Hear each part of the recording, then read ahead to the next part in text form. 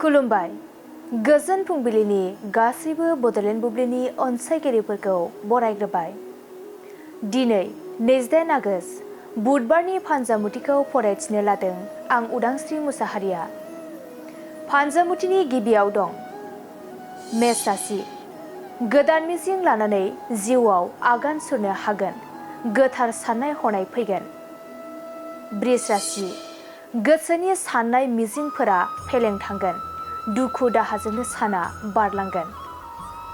मिथुन राशि।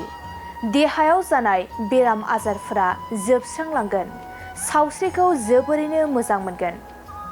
कर्कट राशि। नोंथांनि थांखि लानाया थेर-बेथेर जागोन, गोसोआ जोबोरैनो दुखु मोनगोन, गाज्रि सान। सिंह राशि। माबाफोर मोजां खौरां मोनगोन, बरादा जोबोरैनो मोजाङै बारलांगोन। कन्या राशि। नखराव धोन दौलत बांगोन, नखरनि जेंनाफोर जोबस्रांगोन।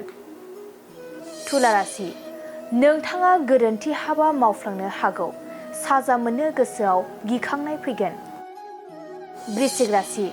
हरखाबै बहाबाफोर सौदावना दुखु मोननांगोन, सांग्राङै थानाया गाहाम जागोन। धनु राशि। हास्थायना थानाय मुवा बेसादखौ मोनफुंगोन, सुख सान्थिनि सान जागोन।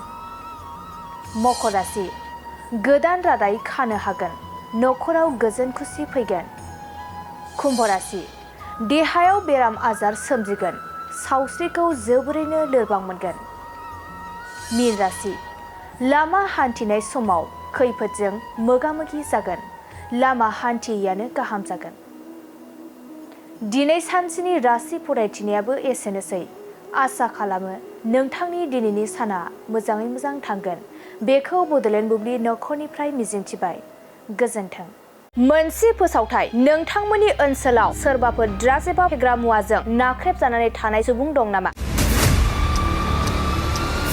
जुदि नोंथांमोननि ओनसोलाव सोरबाफोर ड्राग्स एबा फेग्रा मुवाजों नाख्रेबजानानै थानाय सुबुं दं, अब्ला नोंथांमोननि थाखाय मोनसे मोजां खौरां। ड्राग्स एबा फेग्रा मुवाजों नाख्रेबजानानै थानाय सुबुंफोरखौ फाहामथाय होनो थाखाय नोंथांमोननि गेजेराव लानानै फैदों मोनसे रिभाइभ रिहाबिलिटेसन सेन्टार। जुदि नोंथांनि नखराव आरो नोंथांनि ओनसोलाव सोरबाफोर ड्राग्स एबा फेग्रा मुवाजों नाख्रेबजानानै दं, अब्ला नोंथाङा रिभाइभ रिहाबिलिटेसन सेन्टाराव फाहामथाय होफैनो हागोन।